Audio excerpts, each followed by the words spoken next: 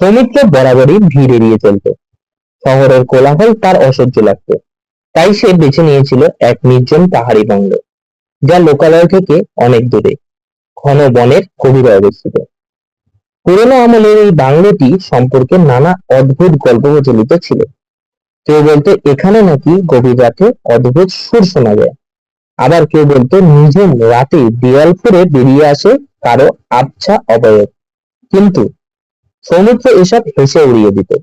তার কাছে নিস্তব্ধতাই ছিল একমাত্র আশ্রয়। প্রথম কিছুদিন বেশ ভালোই কাটল। ভোরবেলা পাখির কিচিরমিচির, দিনের বেলা নাম না জানা ফুলের গন্ধ, আর রাতে জোনাকির আলোয় ভেসে যাওয়া প্রকৃতি, সব মিলিয়ে এক স্বপ্নের মতো পরিবেশ।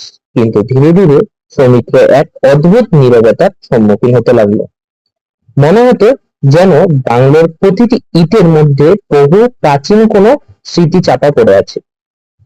একদিন গভীর রাতে সৌমিত্র ঘুম ভাঙল।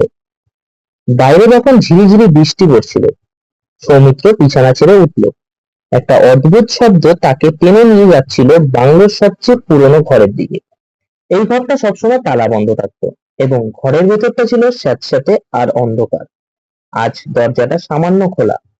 কৌতূহলবশত সে ভেতরে ঢুকলো। ঘরের মধ্যে প্রবেশ করতেই গুঞ্জনটা থেমে গেল। চারদিকে একটা গভীর শান্তি ছেয়ে গেল।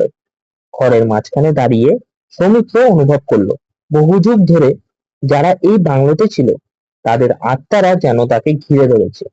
তাদের উপস্থিতিতে কোনো ভয় ছিল না, ছিল শুধু এক অনাবিল প্রশান্তি। তারা যেন সৌমিত্রকে নিজেদের মধ্যে বরণ করে নিচ্ছিল। সৌমিত্রের মনে হলো সে যেন এতদিন ধরে যে নিস্তব্ধতা খুঁজছিল তা আজ এই আত্মাদের মাঝেই খুঁজে পেয়েছে। তার আর শহর বা কোলাহলের কথা মনে পড়ল না। সে বুঝতে পারছিল এই নিস্তব্ধতা তাদের চিরদিনের জন্য নিজের করে নিতে চাইছে।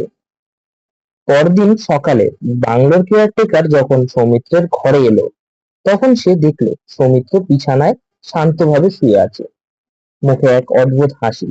কিন্তু তার শ্বাস প্রশ্বাস চলছিল না। ঘরের ভেতরে বাতাসটা ছিল ভারী, যেন অনেক প্রাচীন রহস্যের ভার বহন করছে। কেয়ারটেকার দ্রুত ঘর থেকে বেরিয়ে এলো, কিন্তু তার কানে তখনও যেন ফিসফিস করে ভেসে আসছিল একটা শব্দ, স্বাগত। গল্পটি ভালো লাগলে লাইক এবং শেয়ার করুন আর চ্যানেলটি সাবস্ক্রাইব করুন।